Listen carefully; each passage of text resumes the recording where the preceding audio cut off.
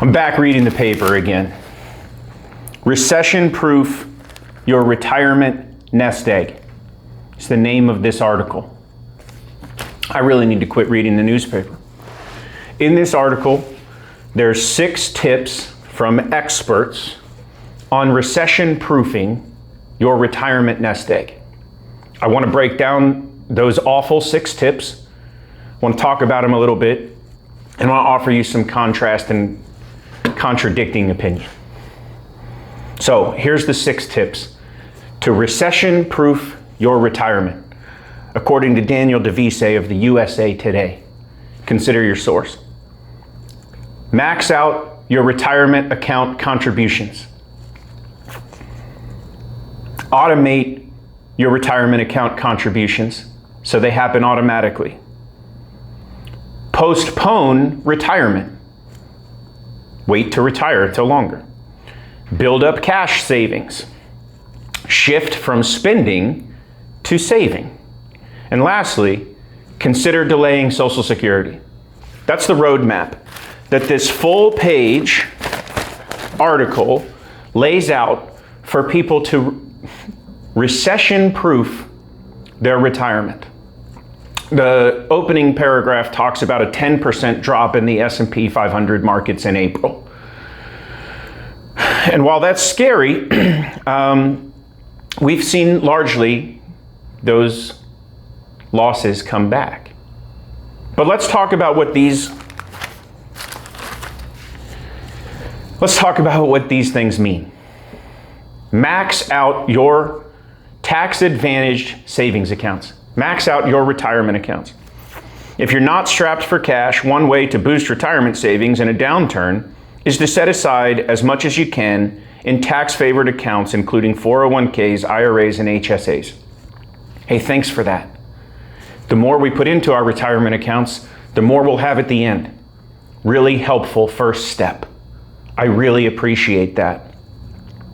I don't think anyone would have thought the more I put into my retirement accounts, the more I may have at the end. Great one. The second step is to automate those contributions just in the event that you forget. Let's not forget to pour more of our money into that account so somebody can generate fees off of it. By all means, we must automate these processes so you contribute the max.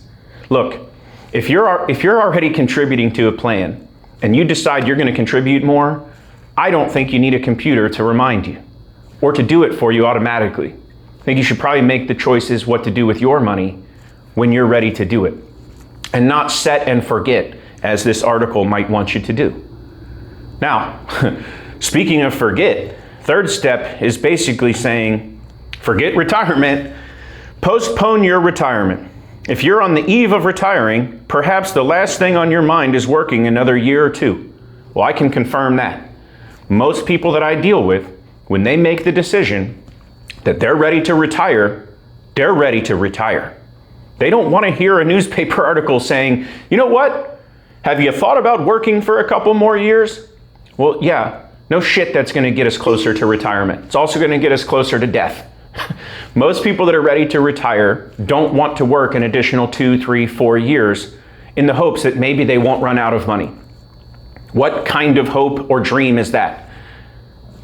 Doesn't sound like a great retirement to me. Step number 4, build up cash savings. Actually, let's take a step back because I wanted to make this point. On step number 3, the postpone your retirement crowd. I saw a whole video the other day with another much larger internet personality, and his sentiment was, no one should retire ever. No one should be retiring at age 65. And unless you have major health concerns, you shouldn't retire ever. And I'm going to put up just a screen grab of that video. I don't encourage you to go watch it. I think it's nonsense. Having worked with people that are in their mid to late 60s for my entire career, I can tell you that the last thing that most of them want to do is postpone their retirement by 2 or 3 or 4 years. They're ready to retire now. They've dedicated 40 years of their life, in a lot of cases, to one company or to one career, right? I'll highlight David.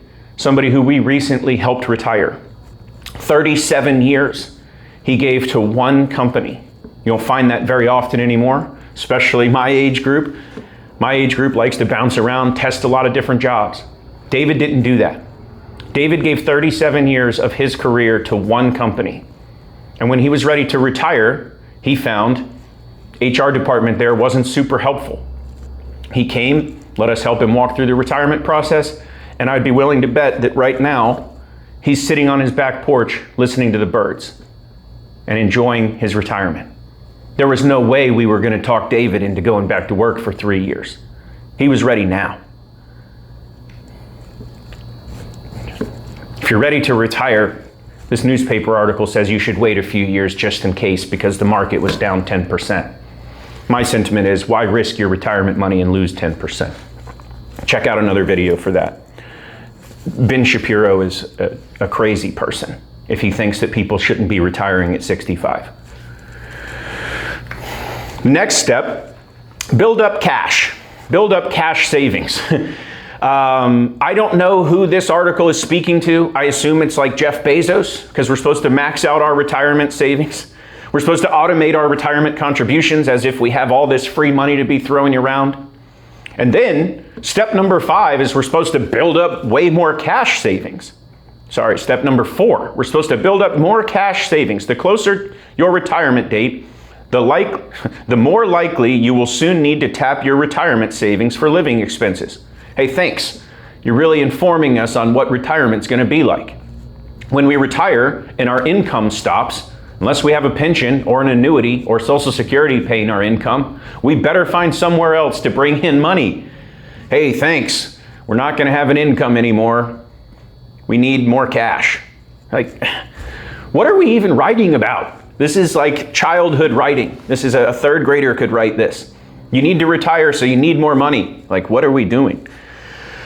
The 5th step just seems pretty simple to me, a shift from spending to saving. Look, I have a very different perspective on this message, and I'm going to get to that in a second. But yeah, when you retire, you probably should spend a little bit less than when you're making money.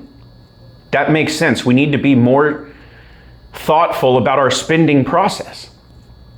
But I don't advocate for people to stay home and not spend their money in retirement for the what-ifs that may come down the road. I advocate that we plan for those things far enough in advance that there is no what-ifs in retirement. We take care of your health care, so there is no unexpected expense from Medicare or health care throughout your lifetime. We take care of long-term care planning in your late 50s and 60s before you develop those issues. And we dedicate money to it that's not going to cost us money out of our pocket. We're going to park our assets somewhere that's going to protect us from that. But the idea that you can't spend your money in retirement is ridiculous to me. We've talked at length in other videos about the 4% rule that exists in the industry. Go to any industry professional, go to your financial advisor, and ask them, how much of my money can I reliably spend in retirement and not run out? That answer used to be 4% across the board. You could spend 4% of your nest egg each year and not run out. In recent years, there's been a shift to move that down closer to 3%. It's outrageous to me. We've seen tremendous market growth over the last 10 years, but we're advising people that they can take less from their retirement accounts. Something doesn't add up there. And that something that doesn't add up is the fees that get charged in those investment accounts.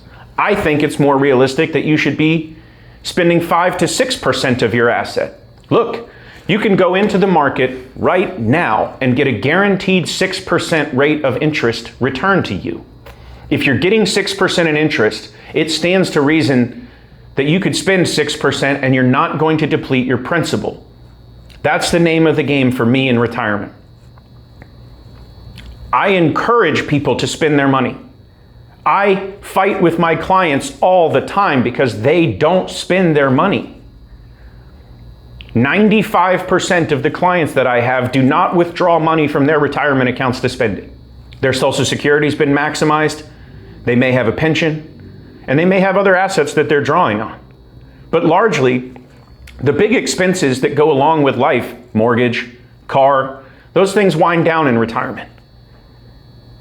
And so naturally, I think you're going to spend a little bit less. I don't think we need a newspaper article to tell us that if we want our money to last longer, we should spend a little bit less of it and save a little bit more. But the industry is wrong in how they're telling people how to spend their money. We'll make another video about that again at a later point. I want to move on to the last piece because it's the one that makes me the most pissed off.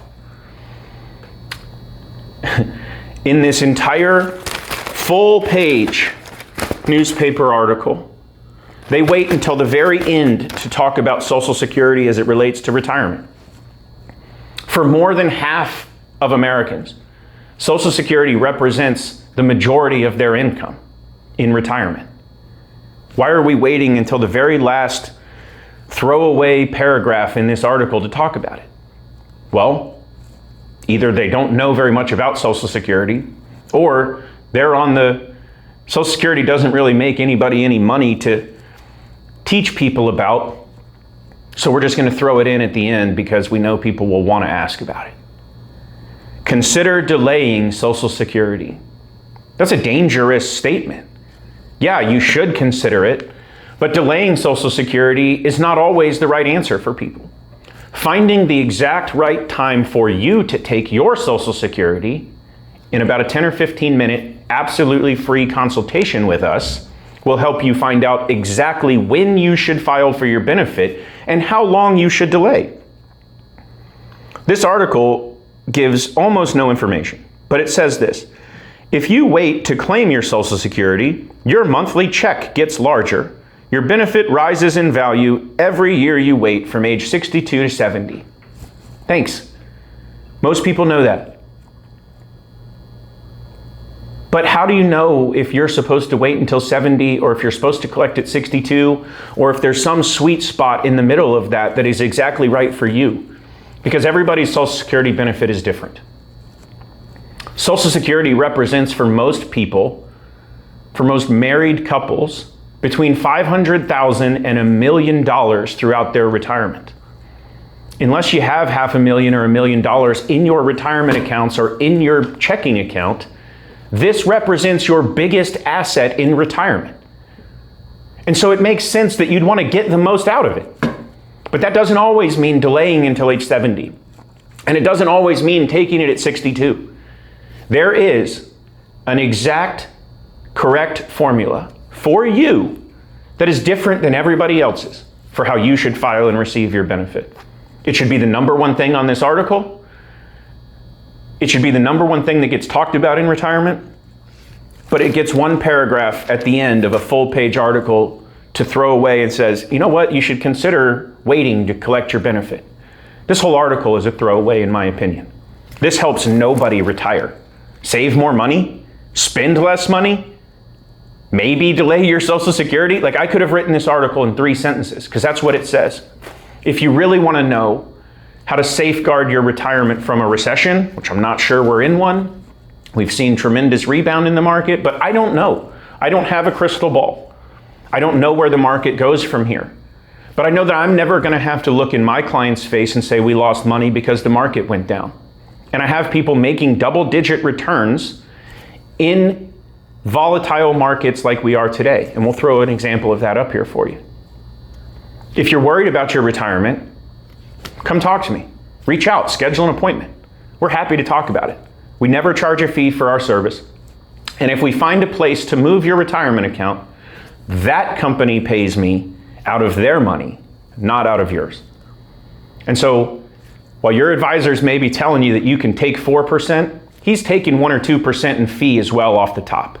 And so I really do believe that you should take 4, 5, even 6% in retirement if you can guarantee yourself those types of returns, which we can in today's environment.